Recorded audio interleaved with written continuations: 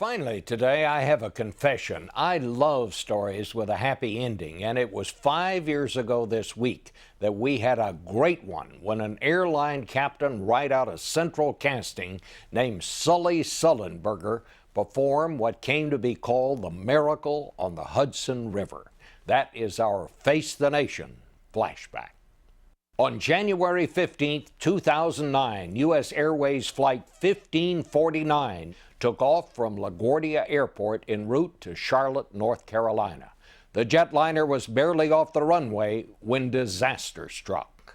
This is Cactus 1539. Hit birds. We've lost thrust on both engines, returning back towards LaGuardia. So it's 1529. He bird strike. He lost He lost the thrust in the engine. So he's returning immediately. But even before that message was finished, Chesley Sully Sullenberger realized he couldn't get that far. In a calm voice, the 30-year veteran pilot told Air Traffic Control that Option 2, Teterboro Airport, wouldn't work either. Cactus 1529, turn right 280. You can land runway 1 at Teterboro. We can't do it. Okay, which runway would you like at Teterboro? We're going to be in the Hudson. I'm sorry, say again, Cactus? As New Yorkers down below watched in disbelief, Captain Sullenberger steered the plane over the George Washington Bridge and put the Airbus down in the icy waters of the Hudson River. All 155 passengers and crew members survived, with only one serious injury reported. Sullenberger later recalled that just after the plane splashed down, he turned to his co-pilot and said, "Well, that wasn't as bad as I thought." And Sully Sullenberger is here with us this morning. Welcome to Face the Nation. Captain, we're glad to have you. Thank you, Bob, especially as a fellow Texan. It's good to be with you. Absolutely. I want to ask you this question. I've always wondered about it.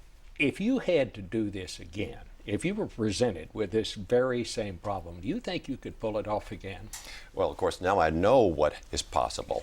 But that day, that was unanticipated. We never trained for this, and so we had to very quickly come up with a solution. But I'm convinced that we could probably do something similar. How do you remain so calm? I mean, you are out of Central Casting as an airline captain. You have that calm voice. How is it just training? Is that how you? Well, besides the white hair, it really wasn't calm that day. Instead, it was discipline and intense focus, having the ability to compartmentalize and do our job well in spite of the sudden life-threatening stress. Did you think it would happen? Did you think you'd be successful? I was confident that I could find a way to solve the problem. At the very beginning, I wasn't sure exactly what steps I would take, but I had a good overall view of what needed to be done. These new planes, they're relying more and more on technology, using the satellites and all that stuff. We know about the thing out in San Francisco. Are pilots relying too much on the technology now? You know, this is one of the many new challenges that we're facing, and the unintended consequences of increasing complexity and automation in our technology, in our airplanes. We have to have pilots who still have the well-learned fundamental flying skills and give them opportunities to have enough manual flying practice that they can remain sharp and have the deep understanding of the technology that they can know what it should be doing and what it's not and when to intervene. You kind of won a personal victory when the FAA decided that these crews need more rest between flights. Tell me about that. Well, for many years, for 5 years now, I've been working hard to be an advocate for the traveling public, to keep aviation not only as safe as it is, but getting safer. And that very beginning was when I testified before the House Aviation Subcommittee just a month after our flight, and it continues. Most recently, I've met with Department of Transportation Secretary Anthony Fox. I've met with FAA Administrator Michael Huerta. I've met with National Transportation Safety Board Deborah Hersman and talked about the great challenges we face and what we must do in the future to keep airline flying as safe as it can be. Is that the main problem for pilots, making sure they're rested? That's one of the great problems. After many decades of inaction, we finally have an improved fatigue rule. But we also are just now implementing pilot training rules, pilot experience rules, many rules that are coming into fruition.